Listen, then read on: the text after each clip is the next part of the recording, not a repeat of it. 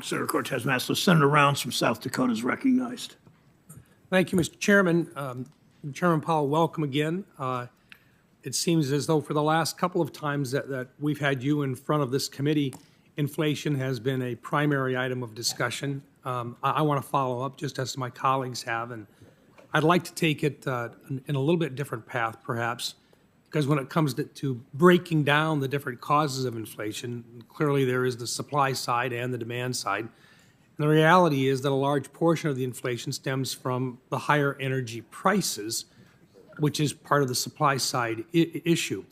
When President Biden took office, January of 2021 through January of 2022, the price of unleaded gas has increased by 50% during that time period, from $2.33 to about $3.30 per gallon.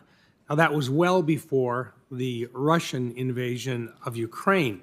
Higher prices are instead, I believe, a direct result of policy decisions made by the Biden administration, like prohibiting new oil and gas leases on public lands and waters and choking off future access through the Keystone XL pipeline, and increasing U.S. dependence on foreign energy sources by actively calling on OPEC to produce more oil.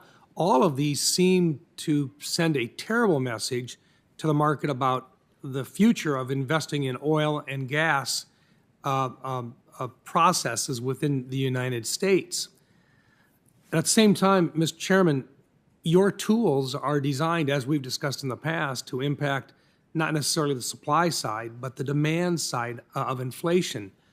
So if you attempt to use your tools that are available at this time to address what I believe to be the policy-induced side of inflation, do you risk hurting the economy by using these interest rate increases when, in effect, as you've indicated earlier here in this meeting, that you really can't impact the price of gas or the price of food? So I think that's right. We know that our tools can affect certain aspects of inflation, and that would include certainly energy inflation and food inflation. So nonetheless, our statutory goal is headline inflation.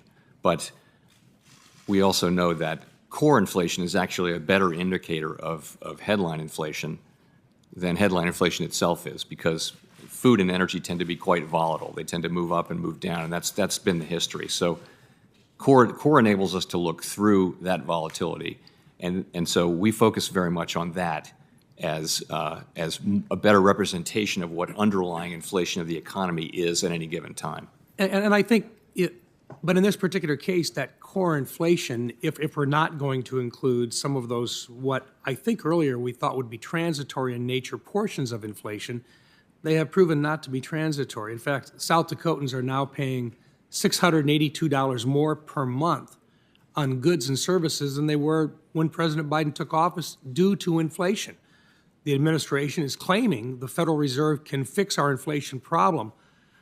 But as you've just indicated, you focus on core, and your tools might very well work on core, but not on those really heavy drivers to inflation that South Dakotans are seeing like the rest of the country. See, Mr. Chairman, what I believe is going to happen here, and I just share this, clearly you are aware that you're going to be the person that takes the fall if inflation is not brought under control. And this administration is going to point to you and to the Federal Reserve saying you have the tools to fix inflation and you're not doing your job, when in essence, the portion of inflation which Americans are feeling today may not just be the core inflation that some of your tools do, but the total cost of inflation that my citizens in South Dakota feel to the tune of, well, $682 more per month in living expenses than what they were when this administration took office. So we're focused on the part of it that we can address, and that is there's a job to do on demand here. There are parts of the economy where demand exceeds supply, and that's where we think our tools can help, and that's what we're focused on. Very good.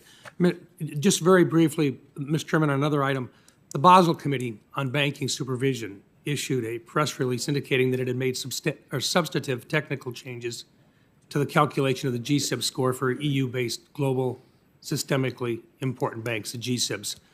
Do you, the Federal Reserve as being a part of this organization, Do you believe right now that this change reflects the views of the Federal Reserve as an influential member of the Basel Committee? Apparently, it looks like this may very well provide some advantages to our European banks over U.S. banks based upon this reassessment of how they view risk within the EU community.